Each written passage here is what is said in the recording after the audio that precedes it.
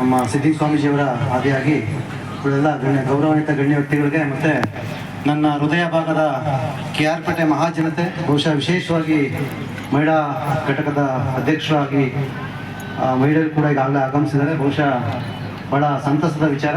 ಅದರಿಂದ ಕೂಡ ವಿಶೇಷವಾಗಿ ಇಲ್ಲಿ 4 ವಿದ್ಯಾರ್ಥಿಗಳನ್ನು ನಾನು ಭಾಳಷ್ಟು ಗಮನಿಸಿದೆ.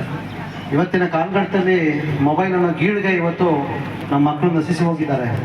ಅದರಲ್ಲೂ ಕೂಡ ನಾನು ಭಾಳ ಅಬ್ಸರ್ವೇಷನ್ ಮಾಡಿದೆ. ಈ ಒಂದು ಕಾರ್ಯಕ್ರಮದಲ್ಲಿ ವಿಶೇಷವಾಗಿ ವಿದ್ಯಾರ್ಥಿ ಅವರು ಕೂಡ ಆಗಮಿಸಿದ್ದಾರೆ ಅಂತಂದರೆ ಈ ಕಾರ್ಯಕ್ರಮದ ಮೌಲ್ಯ ಇನ್ನಷ್ಟು ಹೆಚ್ಚುತ್ತೆ ಅಂತ ನಾನು ಭಾವಿಸ್ತೀನಿ.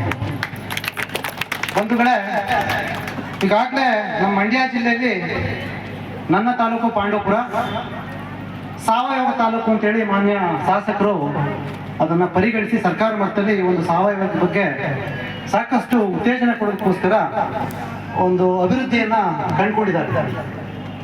ಬಹುಶಃ ನಾನು KR ಪೇಟೆ ನನ್ನ ಒಡನಾಟ ಕಳೆದ 10 ವರ್ಷಗಳಂತೂ ಇದೆ. ನನ್ನ ಪ್ರವೃತ್ತಿ ಕೆಲಸ ಸರ್ಕಾರಿ ಶಾಲೆಗಳಲ್ಲಿ ಗಿಡ ನೆಡುವಂಥದ್ದು. ಎಲ್ಲ ಊರುಗಳು ಹೋಗ್ತೀನಿ, ಸರ್ಕಾರಿ ಶಾಲೆಗಳಿಗೆ ಭೇಟಿ ಮಾಡ್ತೀನಿ. ಅಲ್ಲಿ ನನ್ನ ಪ್ರವೃತ್ತಿಯಾಗಿ ಒಂದು ಸಸಿಗಳನ್ನು ನೆಟ್ಟು ಅದನ್ನು ಪೋಷಣೆ ಮಾಡುವಂಥ ಕಾರ್ಯದಲ್ಲಿ ನಾನು ತೊಡಗಿದ್ದೀನಿ.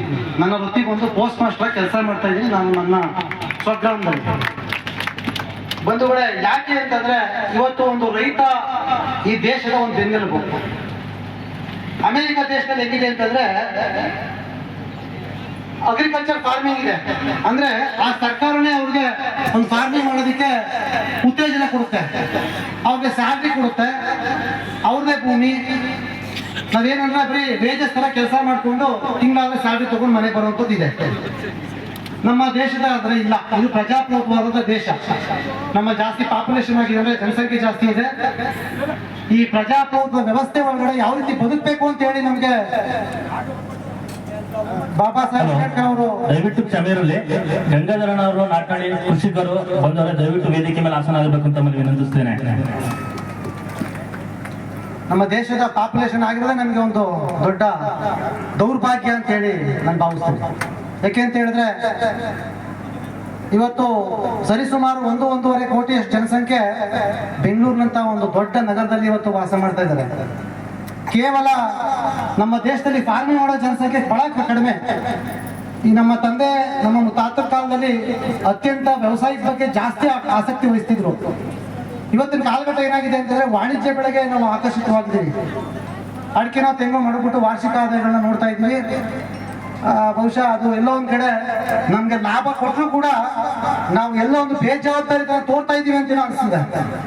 ನಾವೆಲ್ಲ ಭತ್ತ ಬೆಳೆದೇ ಹೋದ್ರೆ, ಕಬ್ಬು ಬೆಳೆದೇ ಹೋದ್ರೆ, ಜೋಳ ಬೆಳೆದೇ ಹೋದ್ರೆ, ರಾಗಿ ಬೆಳೆದೇ ಹೋದ್ರೆ ನಮ್ಮ ವ್ಯವಸಾಯತ್ವನ ಸೊಸೈಟಿಯವರು ಕೊಂಡ್ಕೊಳಕ್ ಆಗ್ತಾನೆ ಇಲ್ಲ. ಅದಕ್ಕೆ ಆಲ್ಟರ್ನೇಟ್ ವ್ಯವಸ್ಥೆನೇ ಇಲ್ಲ. ಏನಾರ ಇದೆಯಾ? ನಾವು ಭತ್ತವನ್ನ ಬೇರೆ ತರ ಮಾಡಕ್ಕಾಗುತ್ತಾ? ನಾವು ಬೆಳೆದಂತ ಬೆಳೆನ ಅವರು ಅದನ್ನ ವ್ಯವಸಾಯತ್ವನಿಗೆ ಪರ್ಚೇಸ್ ಮಾಡ್ತಾರೆ, ಮತ್ತೆ ನಮಗೆ ಸ್ಕೀಮ್ ಆಗಿ ಕನ್ವರ್ಟ್ ಮಾಡಿ ಇವತ್ತು ಅದೆಲ್ಲ ಒಂದ್ ಕಡೆ ಆ ಕ್ವಾಲಿಟಿನಲ್ಲಿ ಲೆಸ್ ದೆನ್ ಕ್ವಾಲಿಟಿ, ಆ ಕ್ವಾಲಿಟಿನೇ ಕಮ್ಮಿ ಕೊಟ್ಬಿಡ್ತಾರೆ ನಮಗೆ. ಸೊ ಇದರಿಂದ ಮೊದಲೇ ಹೇಳಿದಾಗೆ ಈ ನಮ್ಮ ಒಬ್ಬ ಮೊದಲು ಭಾಷಣ ಮಾಡೋ Chandrashekar sir, Ramesh sir sorry, ಇವತ್ತು ಕಬ್ಗೆ ನಿಗದಿತ ಬೆಂಬಲ ಬೆಲೆ ಕೊಡಕ್ ಆಗ್ತಾ ಇಲ್ಲ. ಸರ್ಕಾರ ಕೊಟ್ಟರು ಕೂಡ ಯಾರೋ ಅಗ್ರಿಮೆಂಟ್ ಮಾಡಿಸ್ಕೊಂಡಿರುವಂತ ವ್ಯಕ್ತಿಗಳು ಎಲ್ಲೋ ಒಂದ್ ಕಡೆ ರಿಚರ್ಜಿ ಹೋಗೋದು, ರೈತರಿಗೆ ಸ್ವಲ್ಪ ಎಲ್ಲೋ ಒಂದು ಎಫೆಕ್ಟ್ ಮಾಡುವಂಥದ್ದು ಈ ತರ ಇದೆ. ಬಹುಶಃ KR ಪೇಟೆ ತಾಲೂಕು ಅಂತ ಹೇಳಿದ್ರೆ ಅತ್ಯಂತ ಮಂಡ್ಯ ಜಿಲ್ಲೆ ಒಂದು ದೊಡ್ಡ ತಾಲೂಕು. ಬಹುಶಃ ನೀವೆಲ್ಲ ಹೃದಯವಂತರಿ ಇದ್ರೆ ನಾನು ಭಾವಿಸ್ತೀನಿ. ಯಾಕೆಂದ್ರೆ ನಾನು ಪ್ರತಿ ಭಾಷಣ ಹೇಳ್ತಾ ಇರ್ತೀನಿ, KR ಪೇಟೆ ಮತ್ತೆ ನನ್ನ ನಡುವಿನ ಒಂದು ಸಂಬಂಧ ಯಾವ ರೀತಿ ಇದೆ ಅಂದ್ರೆ ಒಂದು ಹೃದಯವಾದಂತ ಒಂದು ಆಕರ್ಷಿತವಾದಂತ ಇದೆ. ನಮ್ಮ ಪರಮಪೂಜ್ಯ ಸ್ವಾಮೀಜಿಯವರು ಒಂದು ಮಾತನಾಡ್ತಿರೋ ಇವತ್ತು ನಮ್ಮ ನಮ್ಮ ಡಾಕ್ಟರ್ H.N. ನಾಗರಾಜ್ ಸರ್ ಈ ಭಾಗದಲ್ಲಿ ತಹಶೀಲ್ದಾರ್ ಆಗಿದ್ರು ಅವರು. ಸೊ ಅವರು ತಹಶೀಲ್ದಾರ್ ಅಂತ ಸಂದರ್ಭದಲ್ಲಿ ಬಹಳಷ್ಟು ರೈತರ ಬಗ್ಗೆ ಒಂದು ಕಾಳಜಿ ಇಟ್ಕೊಂಡಿದ್ರು.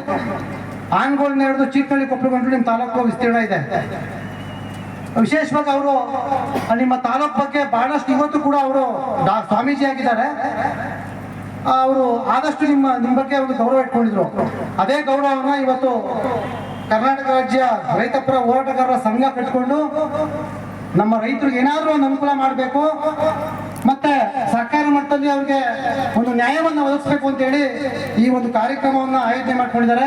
ಇದು ಬಹುಶಃ ಉದ್ಘಾಟನೆ ಕಾರ್ಯಕ್ರಮ ಆಗಿದೆ. ಮುಂದಿನ ದಿನಗಳಲ್ಲಿ ಹೆಚ್ಚು ಜನಸಂಖ್ಯೆ ಸೇರಿ ಈ ಕಾರ್ಯಕ್ರಮಕ್ಕೆ ಇನ್ನಷ್ಟು ಮೆರುಗು ಕೊಡಬೇಕು. ಜೊತೆಗೆ ಇನ್ನೊಂದೇನಪ್ಪ ಅಂತ ಹೇಳಿದ್ರೆ ರೈತರು ಕೇವಲ ಯಾವುದೋ ಒಂದು ಕಾರ್ಯಕ್ರಮ ಅಂತೇಳಿ ಭಾವಿಸ್ಬೇಡಿ.